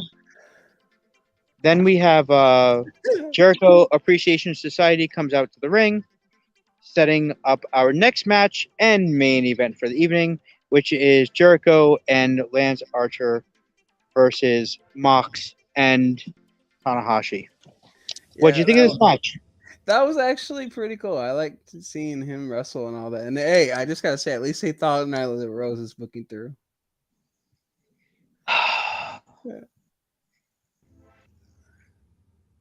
So you enjoyed this match? Yeah. Okay. I enjoyed this match as well. I felt my only criticism of this match, and of course there always has to be one criticism, one nitpick, but what can I say? I'm a hardcore fan. I've been a hardcore fan for over 30 years. So, and a wrestling fan for over 30 years. So what can I say? Yes, I'm going to nitpick. I'm going to criticize. And my criticism is that even though I like this match, I feel like they had Mox and Tanahashi get along a little too well. Did you feel that way? Even though they're going to be even though going to be opponents at the Backdoor pay-per-view? Yeah, I can see that now that you mention it. Cause but then again, Tanahashi is like the John Cena New Japan, so he's supposed to get along with almost anybody. But also, you can argue that Shawn Moxley. So wow, dang, he's supposed to be able to be like, bro, I'm gonna get in your face no matter what. I'm better than you. Generic kind of wrestler thing. But but I can see that though. I definitely can. But I still enjoyed it though. I mean, I enjoyed it as well. What I did not enjoy, however, was the aftermath of this match. So, after the match, we have Kingston come out and attack. Wheeler Yuta comes out. We have Minoru Suzuki coming out. We have the rest of JAS, Santana and Ortiz getting involved. And it's just like the ocean under the moon. Get from you. Anyway, we have the rest of JAS coming out. And we have Mox and Tanahashi standing there in the ring, staring at each other. Now, I liked the image of all this chaos going around them, and them just being like completely like the eye of the storm, not Hurricane's finisher. Not talking about the Hurricane here. Stand back. Who is out right now in 2K22? The Stand Back Pack. The Stand Back Pack DOC. Next one I think is going to be the we got the most wanted. Yeah, we got the most wanted.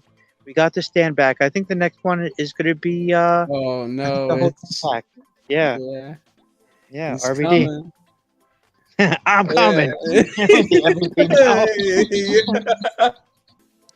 else. So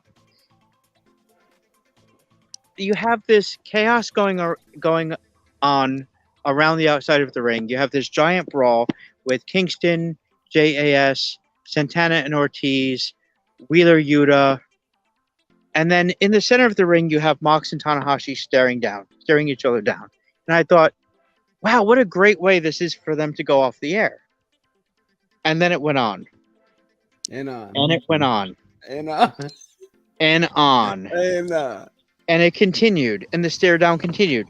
And then you have Mox and Tana doing like different poses at each other in the ring. And they're just, and then they start to run down all of the matches for either next week or Forbidden Door or whatever. And Excalibur is doing like his Speedy Gonzalez, Micro Machines guy impersonation. And next week, Rampage, Forbidden Door, and you have. Sorry, it's a good thing you told me that the stare down lasted a while, because every now and again my TV will just lag, and I thought it was my TV just rewinding, and just like keep going back to that spot, and I was like, why does it keep rewinding to the stare down? And I was like, no. why does it keep like, I'm like, I'm pretty sure the stare down isn't lasting this long. And then no, my friend. And finally, I'm like, finally, on like the third time of the stare down, it finally was over, and then it went to like American Dad. I think it was. It kept going and going and going, like the Energizer Bunny. So it literally, like, I thought they were glitching out. Like, if this were a video game, you would be looking at Mox and Tana staring each other down in the ring going, are they glitching? Like, they might as well have just started T-posing, literally. Like, they might as well have just gone into a T-pose at that point. Like, that is how bad it really was. I like the brawl, but what I didn't like was the length of the stare down. What are your thoughts on the length of the stare down? It lasted for at least 30 seconds of your normal YouTube ad. I think it was longer. I think it was maybe, like, for me, it seemed like it was closer to a minute and a half. Yeah, it's something like that. But yeah, I mean, I think it did its job. Honestly, like, if I had to give a critique, it was really overbooked. Like, if anything, I think would it fit Jon Moxley's character a lot more better, especially considering how Jon Moxley is. He should have just gotten his face, but then after like just 2 seconds, back off, kind of just take his hand and start in a sarcastic way, and then just get out of the ring. Yeah, and that would have been fun. And just be like, see you whenever the pay-per-view is. Sunday. Sunday. Yeah, and then that's it. You didn't have to have all this carnage. Sometimes in wrestling, Tony Khan, the most simplest way to get things over can also be the most effective way. Just saying. Yeah. Oh, totally. I totally agree. Completely agree. But at least they followed the rule of not having them touch until the pay-per-view. Yeah. At least they followed that rule. At the same time, I wouldn't have minded if Mox and Tana look at each other, look at everything that was going on around them on the outside of the ring, and just go, oh yeah, they ignored that. They're like, oh, you're fighting? Okay. Like, you want to go? Like, I wouldn't have minded if they were just like, you want to go? And then, or, then just have Mox go like, okay, and then they start brawling. I wouldn't have minded that, because it would have been better than having the stare down. I also would have minded if they went off the air like 30 seconds earlier. Yeah. It was just too long. It was silly. It looked silly. It was, especially when they were doing different poses. It was just silly. I thought New Japan wrestlers were gonna come out and hold back Tanahashi for a second. That would have made sense too. Yeah, I thought they were coming back to hold back Tanahashi, and then the AEW wrestlers are coming back to hold back Moxley, and I was like, oh shit, okay, oh sorry, and then all of a sudden the next thing you know, they're just brawling. I'm like, huh? Yeah. I'm like, okay. Yeah. And then they start brawling, and everyone's brawling except for Mox and Tana, who are just staring each other down. I thought, cool, fade to black. And then I said, they're still staring each other down. Cool, fade to black. And then Excalibur starts doing his like he's speaking in tongues.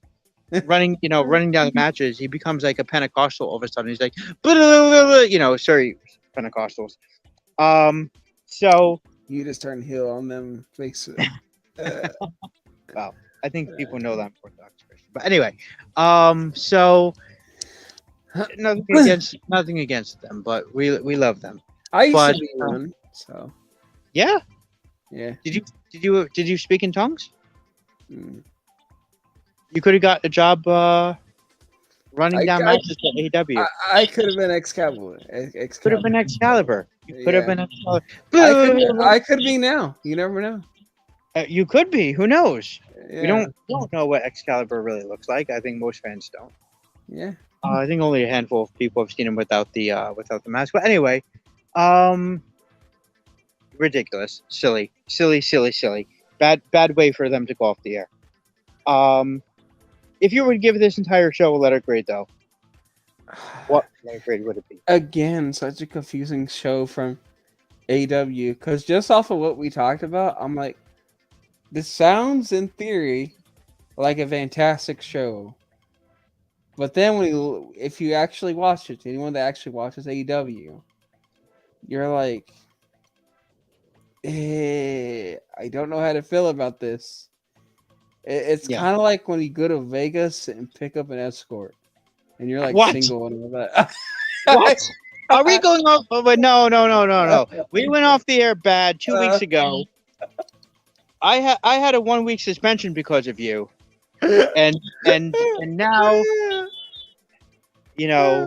and now I'll end it by saying this: and you party hard, and you wake up the next day.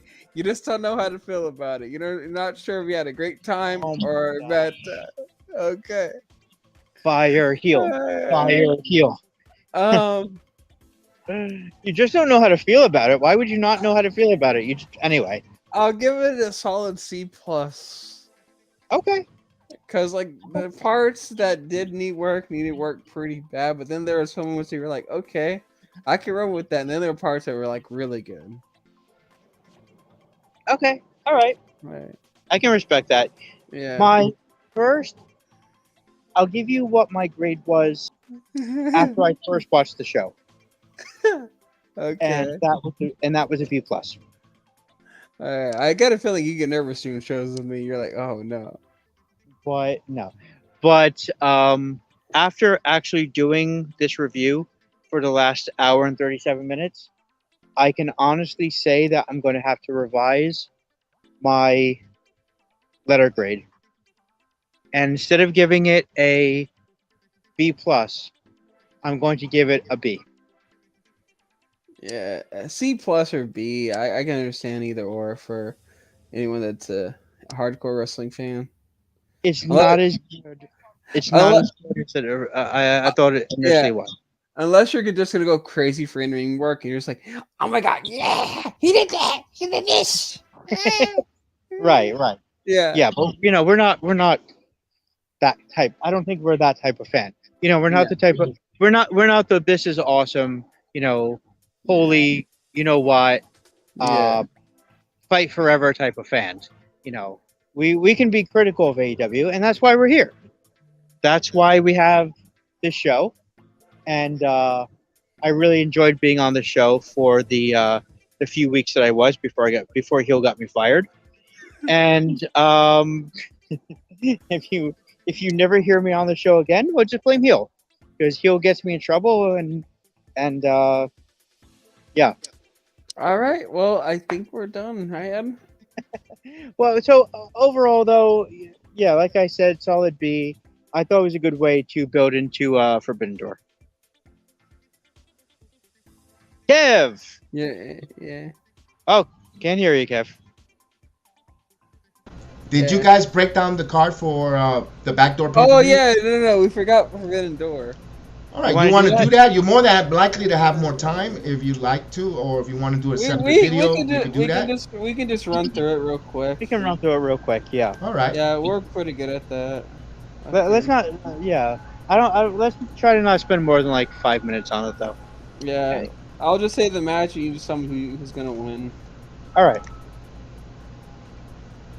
I like how it took me to a movie. It took me to like a book or a movie, like Forbidden Door. I was like, really? That's a movie? All right, guys, you let me know. Let me know, and I'll definitely be here. I'm just doing the NBA draft show, so just keep an eye on that, guys. So, good job there for the Forbidden Door preview, spoilers, and your favorites of the card. So keep it here, and we'll see you. All right, Hugh, you want to pull up the matches and run down the backdoor pay-per-view? Yeah, we can. Might have to get to a charger. I need an outlet. All right. Well, while Hugh does that, oh, one more thing I wanted to say about the show. While Hugh does that, did you notice who was missing from the show? Who's that? Kev's favorite wrestler. Oh yeah, Keith Lee. But anyway, I got the show put up. We don't even talk about him. Okay, so in the pre-show, we're gonna have Max Caster and the Gun Club. Austin Gunn and Billy Gunn and Colton Gunn versus Alex Coughlin, I believe, and Kevin Knight, and the DKC and Yuya Yomura, whatever. I have no idea. In an 8-man tag match. I guess I'll pick Max Caster and the Gun Club. So I don't really care for any of these guys. Yeah, same. Yeah. Next we have Shota Yumono, Wheeler Yuta, Eddie Kingston versus the Jericho Appreciation Society and Minoru Suzuki in a 6-man tag match. I'm gonna have probably the Jericho Appreciation Society with Minoru Suzuki. I agree with that. I think JS is. Next, Darby Allin, and then we have Hiromono Takahashi, Shigo Tagashi, and Sting. Wow. Versus the Young Bucks and Bullet Club, El Fantasma, and Hikuleo in an 8-man tag match. I guess I'll go with the Bullet Club and Sting. Yeah, I agree with you also. Wow, that's 3 matches Yeah. that we grouped so far. Yeah. Hikolo, I believe that is Haku's son, if I remember correctly. Yeah. Then we got Pac versus Miro versus Tomohiro Ishii versus Malakai Black in a 4-way match for the inaugural AEW All-Atlantic Championship match. And I'm going to go with probably Pac. Okay. How about you? I think it's either going to be Pac or Malakai Black, because Miro, I don't think for some reason they just don't like to book him on a consistent basis. It's he's either on TV or he's not. Tomohiro Ishii, let's be honest, I don't think he's going to be not going to be around. Yeah, no. Yeah, he's not going to be around. I would like to see Malakai get it. I feel like Malakai, since he started in AEW, they really haven't done that much with him. So, yeah, I'd like to see him get the recognition that he deserves. I'm going Malakai. Yeah, it's either A or B, Pac or Malakai Black. I don't blame either way. And the streak has ended. You mofo. Either way, and then we got Thunder Rosa defending her title against Toni Storm. I'm gonna go with probably Thunder Rosa to retain. I don't see her losing it here. I'm gonna go with Toni Storm, even though I know that Thunder Rosa hasn't really been women's champion for that long, and I really don't want to see her become more or less a belt warmer. But she'll get it back. I think she'll get it back. But Toni Storm, they're really building her up. Like I mentioned earlier, she has wins over Britt Baker, DMD, and Shafir now.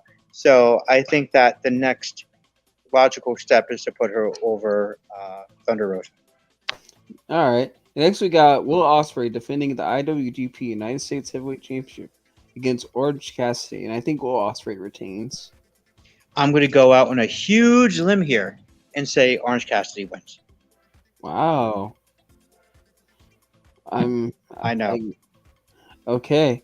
Next we got Cash Wheeler and Dax Harwood versus the United Empire, Great Khan and Jeff Cobb.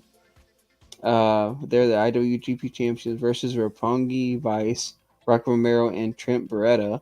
Which, by the way, I always remember him as being part of that WWE tag team. You know, 1, 2, 3, 4. Dun, dun, dun, dun, dun, dun. I completely missed that. Yeah, and a three-way tag team winner take all match for the ROW. Wow, I completely botched that. ROH Tag Team Champion I'll get it right. and IWGP Tag Team Championship match. So the winner of this is going to take all the titles, and I'm going to go with probably. I'm going to go on a limb and say Roppongi Vice because I think they're just the Wow. better tag team out of all of these guys. Okay, I mean, I like Roppongi. I think that Roppongi is a good tag team. But you know what? FTR is really, really hot.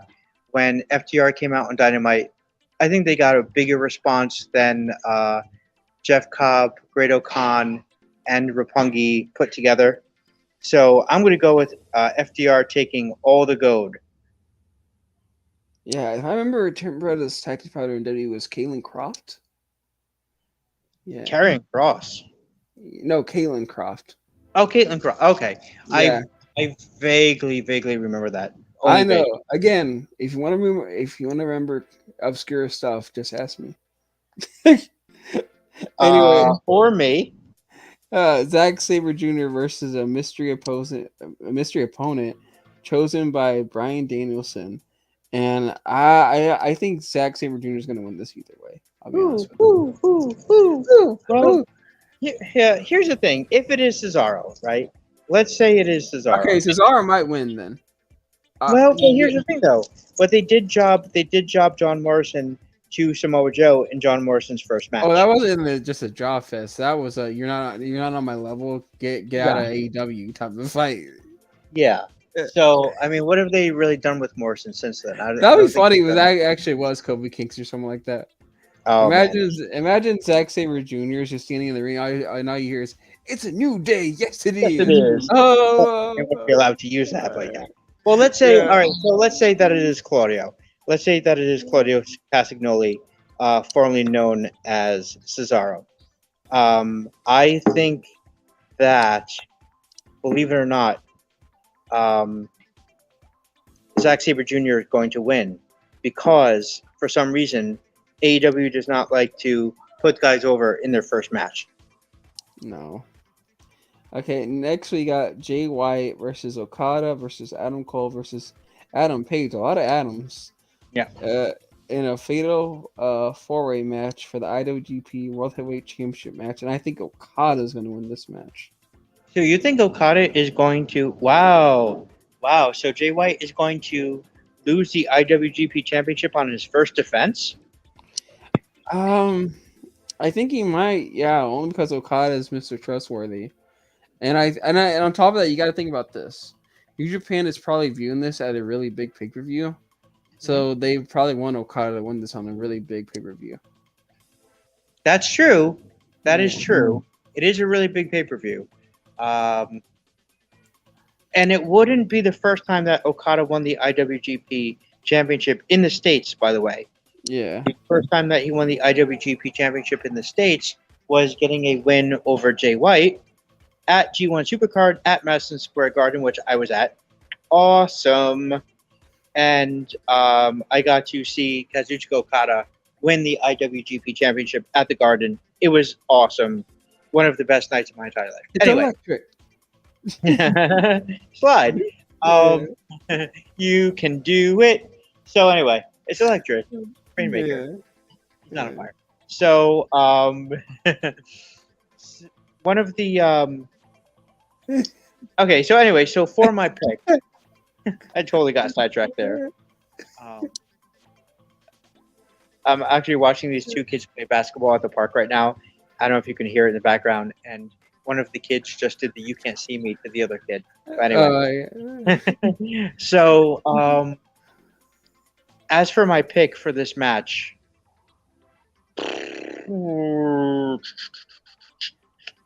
this is tough.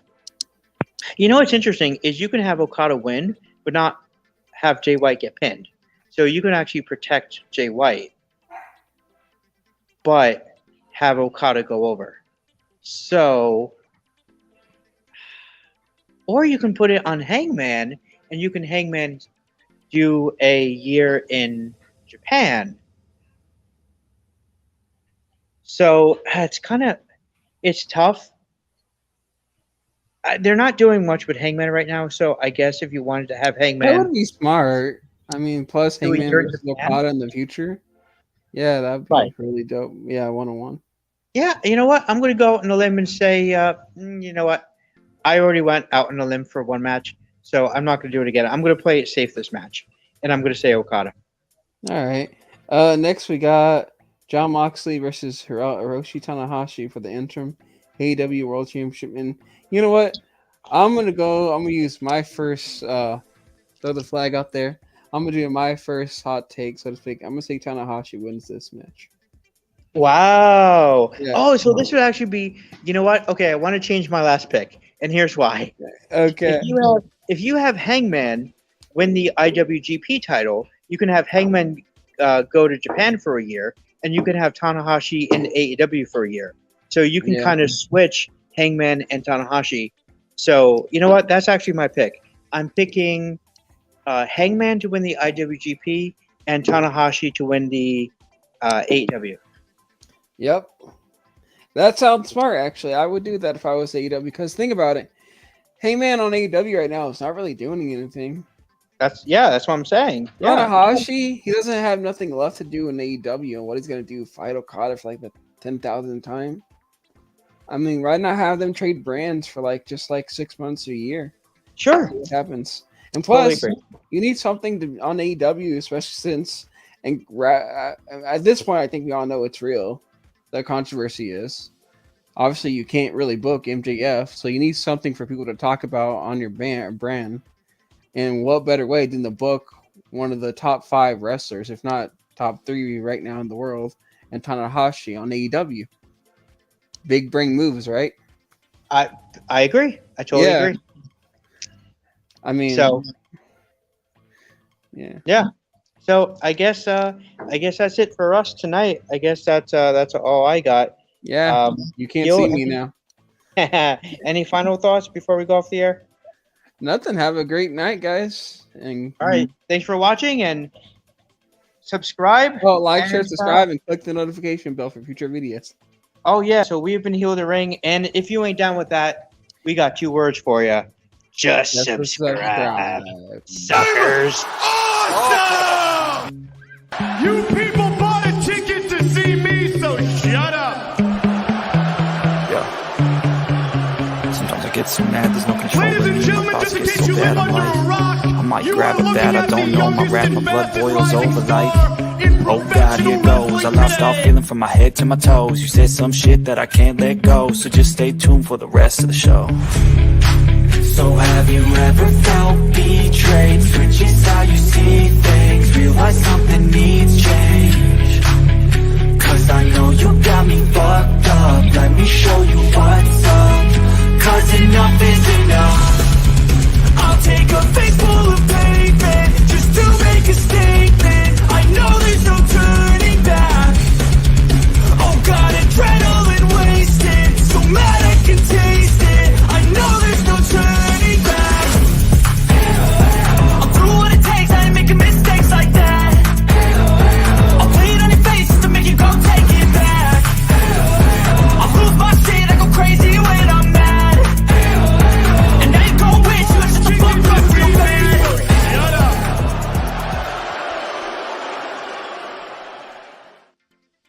Hi, I'm Julie. I'm